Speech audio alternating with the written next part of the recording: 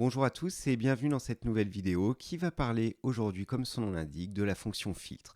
Allez, on passe tout de suite sur Excel. Comme son nom l'indique, la fonction filtre va permettre de filtrer des valeurs d'un tableau.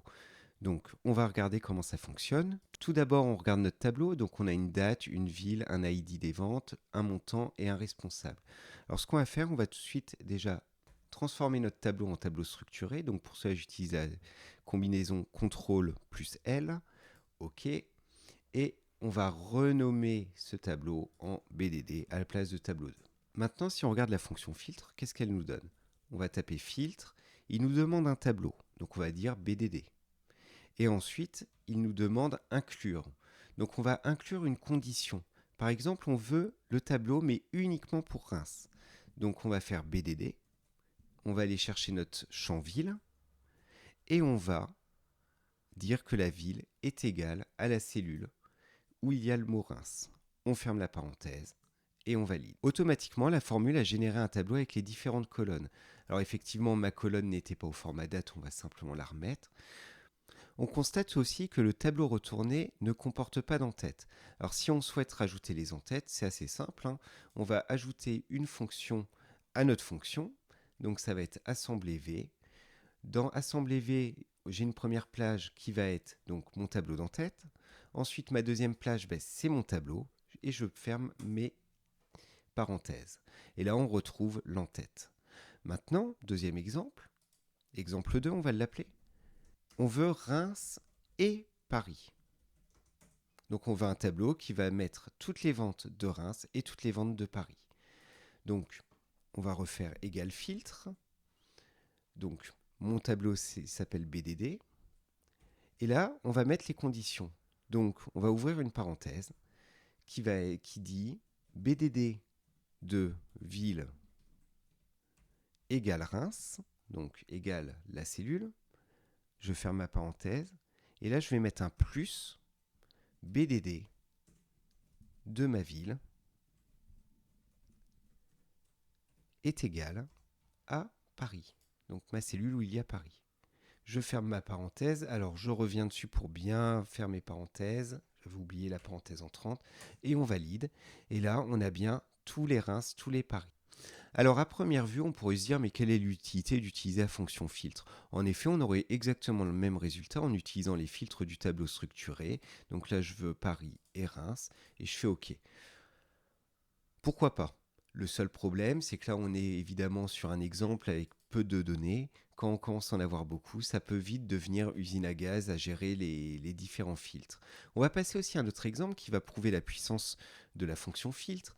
C'est la fonction filtre pour borner entre deux dates. Donc, on va refaire pareil, égal filtre, BDD, on commence à avoir l'habitude.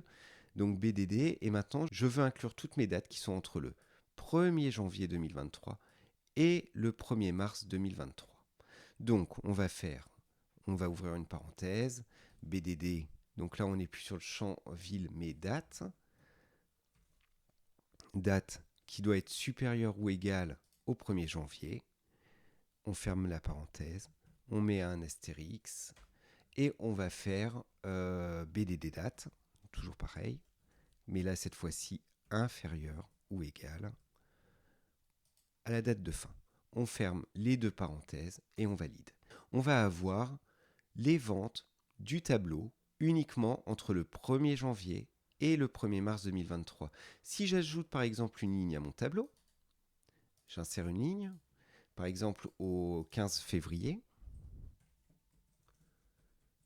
automatiquement, on va faire ID bis, on va mettre un chiffre et ça va être Paul. Automatiquement, on va retrouver notre tableau qui va se mettre à jour. Donc c'est aussi ça l'intérêt, c'est une mise à jour en direct des données. Bien sûr, on peut encore, comme tout à l'heure, récupérer l'entête. Donc l'entête avec la fonction assemble.v, point virgule, mon tableau et je ferme et là je récupère l'entête. On vient de voir comment on faisait un filtre multiple, un filtre sur par exemple deux villes, sur une période, etc., etc. Maintenant, on va voir comment on peut utiliser dans le cadre d'une fonction. Alors, je vais reprendre la fonction filtre. Ici, on va la mettre ici. on va valider. Alors avec le égal, ça marchera mieux. Et on veut finalement faire la somme du montant. Donc on se place sur la formule et on va rajouter choisir colonne. Choisir colonne demande une plage. Donc si on se remet ici, on a besoin d'une plage. Donc la plage, c'est notre fonction filtre. Ensuite, il nous demande le numéro de colonne. On veut récupérer la première, deuxième, troisième, la quatrième colonne. Donc on va inscrire 4 et on peut fermer notre parenthèse. Là, automatiquement, on a le filtre qui s'applique uniquement sur les valeurs. Pour faire la somme des éléments, on se place sur la cellule et on va simplement rajouter somme.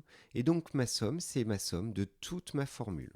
Et si je ferme ma parenthèse, j'ai 6045 qui est bien égal à 6045.